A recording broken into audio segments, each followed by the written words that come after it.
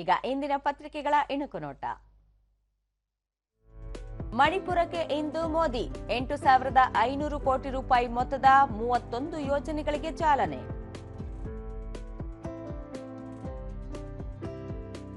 ದಸರಾ ವೇಳೆ ಜಾತಿ ವೈಜ್ಞಾನಿಕ ಸಮೀಕ್ಷೆ ಸೆಪ್ಟೆಂಬರ್ 22ರಿಂದ ಅಕ್ಟೋಬರ್ 7ರವರೆಗೆ ಗಣತಿ, ಡಿಸೆಂಬರ್ಗೆ ವರದಿ ನೀಡಲು ಸಿಎಂ ಸಿದ್ದರಾಮಯ್ಯ ಸೂಚನೆ.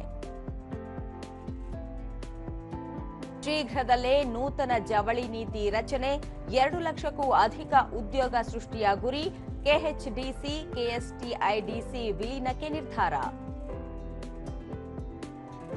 ನೇಪಾಳಕ್ಕೆ ನ್ಯಾಯಮೂರ್ತಿ ಸುಶೀಲಾ ಕರ್ಕಿ ಮಧ್ಯಂತರ ಪ್ರಧಾನಿ, ನೇಪಾಳದ ಮೊದಲ ಮಹಿಳಾ ಪ್ರಧಾನಿ ಸುಶೀಲಾ.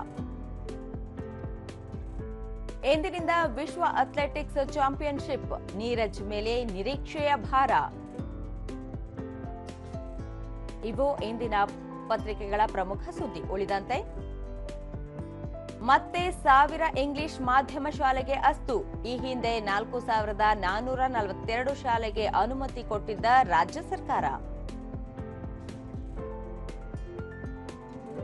ಸಿನಿಮಾ ಟಿಕೆಟ್ಗೆ ಈಗ ಗರಿಷ್ಠ 200 ರೂಪಾಯಿ ಪ್ಲಸ್ ತೆರಿಗೆ. ಆಂಧ್ರಪ್ರದೇಶ, ತೆಲಂಗಾಣದಂತೆ ರಾಜ್ಯದಲ್ಲೂ ಅನುಷ್ಠಾನ, ಬೇಕಾಬಿಟ್ಟಿ ದರಕ್ಕೆ ಕಡಿವಾಣ.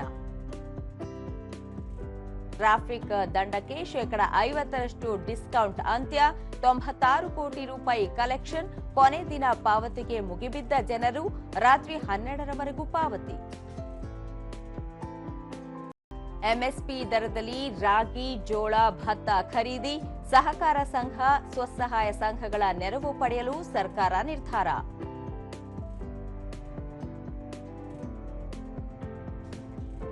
ಡೇವಿಸ್ ಕಪ್, ಭಾರತಕ್ಕೆ 2-0 ಮುನ್ನಡೆ, ಸ್ವಿಟ್ಜರ್ಲೆಂಡ್ ವಿರುದ್ಧ ಮೇಲುಗೈ, ಸಿಂಗಲ್ಸ್ ಗೆದ್ದ ದಕ್ಷಿಣೇಶ್ವರ್ ನಗಾಲ.